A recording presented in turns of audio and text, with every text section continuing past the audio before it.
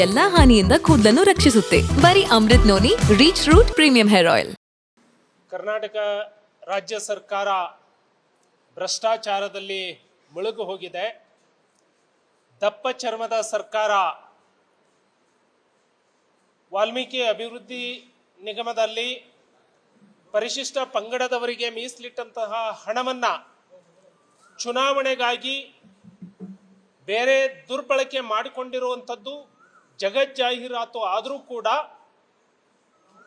ಈ ಸರ್ಕಾರದ ಮುಖ್ಯಮಂತ್ರಿಗಳು ಸನ್ಮಾನ್ಯ ನಾಗೇಂದ್ರ ಅವರ ರಾಜೀನಾಮೆಯನ್ನು ಪಡೆಯೋದರ ಬಗ್ಗೆ ಇಲ್ಲಿಯವರೆಗೂ ಕೂಡ ಯಾವುದೇ ಕ್ರಮವನ್ನು ತೆಗೆದುಕೊಂಡಿಲ್ಲ. ಇದನ್ನು ಭಾರತೀಯ ಜನತಾ ಪಕ್ಷ ಉಗ್ರವಾಗಿ ಖಂಡಿಸುತ್ತೆ. 6ನೇ ತಾರೀಕಿನವರೆಗೆ ಭಾರತೀಯ ಜನತಾ ಪಕ್ಷ ಈ ಸರ್ಕಾರಕ್ಕೆ ಗಡುವನ್ನು ನೀಡಿತ್ತು. ನಾಳೆ ವಿಧಾನಸೌಧದಲ್ಲಿ ಸನ್ಮಾನ್ಯ ರಾಜ್ಯಾಧ್ಯಕ್ಷರಾದಂತಹ ಸನ್ಮಾನ್ಯ BY ವಿಜಯೇಂದ್ರ ಅವರು, ಪ್ರತಿಪಕ್ಷದ ನಾಯಕರಾಗಿರುವಂತಹ ಸನ್ಮಾನ್ಯ R ಅಶೋಕ್ ಅವರ ನೇತೃತ್ವದಲ್ಲಿ ಎಲ್ಲ ಶಾಸಕರು ಒಟ್ಟಾಗಿ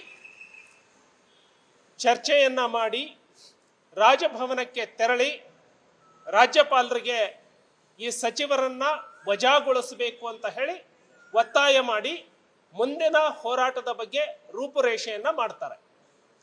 CBI ಸ್ವಯಂ ಪ್ರೇರಿತವಾಗಿ ಸುಮೋಟೋ ಬ್ಯಾಂಕ್ನವರು ಏನು ದೂರನ್ನ ಸಲ್ಲಿಸಿದ್ರು, ಅದರ ಮೇಲೆ ಈಗಾಗಲೇ FIR ದಾಖಲಾಗಿದೆ.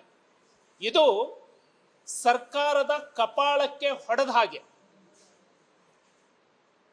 ಸಂವೇದನಾಶೀಲ ಆಡಳಿತ ಇರುವಂತಹ ಸರ್ಕಾರ ಇದಕ್ಕೆ ಅವಕಾಶ ಕೊಡಲಾರದೆ, ಇದಕ್ಕೆ ಮುಂಚೆನೆ ನಾನು ಸಾಚಾ ಇದ್ದೀನಿ ಅಂತ ಹೇಳಿ ತೋರಿಸ್ಕೊಳ್ಳೋದಕ್ಕಾಗಿ CBIಗೆ ಈ ಸರ್ಕಾರ ವಹಿಸಬೇಕಾಗಿತ್ತು. ಅದರಲ್ಲಿ ನಿರ್ಲಜ್ಜತೆಯನ್ನ ತೋರಿಸಿದ್ರ ಪರಿಣಾಮ ಇವತ್ತು CBI ಸುಮೋಟೋ ಪ್ರಕರಣವನ್ನ ದಾಖಲು ಮಾಡಿಕೊಂಡಿದೆ. ಅಂದ್ರೆ ಈ ಸರ್ಕಾರ ಎಷ್ಟರ ಮಟ್ಟಿಗೆ ಭ್ರಷ್ಟಾಚಾರದಲ್ಲಿ ಮುಳುಗಿದೆ, ಭ್ರಷ್ಟಾಚಾರಿಗಳನ್ನ ರಕ್ಷಣೆ ಮಾಡಲಿಕ್ಕೆ ಸರ್ಕಾರ ಯಾವ ರೀತಿ ತನ್ನ ಅಧಿಕಾರವನ್ನ ದುರುಪಯೋಗ ಪಡಿಸ್ಕೊಳ್ತಾ ಇದೆ ಅನ್ನೋದಕ್ಕೆ ಇದು ಹಿಡಿದಿರುವಂತಹ ಕನ್ನಡಿ.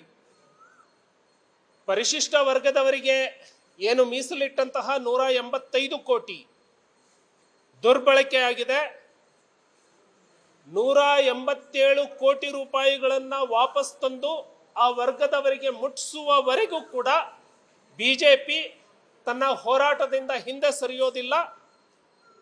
ನಾಳೆ ರಾಜ್ಯಪಾಲರನ್ನ ಭೇಟಿ ಮಾಡಿದ ನಂತರದಲ್ಲಿ ಆಗುವಂತಹ ಬೆಳವಣಿಗೆಗಳನ್ನು ಗಮನಿಸಿ ಮುಂದಿನ ಹೋರಾಟ ರಾಜ್ಯಾದ್ಯಂತ ಅದನ್ನು ಹೇಗೆ ಕೈಗೆತ್ತಿಕೊಳ್ಳಬೇಕು ಅನ್ನೋದನ್ನ ನಮ್ಮ ನಾಯಕರು ತೀರ್ಮಾನ ಮಾಡ್ತಾರೆ.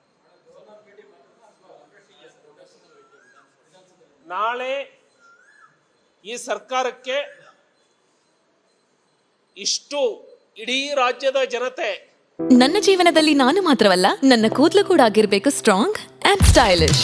ಬರೀ Amrut noni reach root premium hair oil ನೊಂದಿಗೆ. Reach root premium hair oil. ಚೀತು ಅಂತ ಹೇಳ್ತಾ ಇದ್ರು ಕೂಡ ಕಿವುಡು ಸರ್ಕಾರ ಆಗಿದೆ ಅನ್ನೋದನ್ನ ರಾಜ್ಯಪಾಲರಿಗೆ ತಿಳಿಸಿ, ರಾಜ್ಯಪಾಲರು ಸಂವಿಧಾನಾತ್ಮಕ ಅಧಿಕಾರವನ್ನ ಬಳಸಿ ಈ ಸಚಿವರನ್ನ ವಜಾಗೊಳಿಸೋದಕ್ಕೆ ಕ್ರಮವನ್ನ ತೆಗೆದುಕೊಳ್ಳಬೇಕು ಅಂತ ಹೇಳಿ ಒತ್ತಾಯ ಮಾಡ್ತೇವೆ. ನಾಳೆ ರಾಜಭವನ ಭೇಟಿ ಇರುತ್ತೆ. ಮುಂದಿನ ರೂಪುರೇಷೆಗಳ ಬಗ್ಗೆ ನಾಳೆಯೇ ತೀರ್ಮಾನ ಆಗುತ್ತೆ. ಅನುಕ್ಷಣದ ಸುದ್ದಿಗಳಿಗಾಗಿ ವಿಸ್ತಾರ ನ್ಯೂಸ್ ಯೂಟ್ಯೂಬ್ ಚಾನೆಲ್ ಸಬ್ಸ್ಕ್ರೈಬ್ ಮಾಡಿ. ಹೊಸ ಸುದ್ದಿಗಳ ನೋಟಿಫಿಕೇಶನ್ಗಾಗಿ ಬೆಲ್ ಐಕಾನ್ ಕ್ಲಿಕ್ ಮಾಡಿ.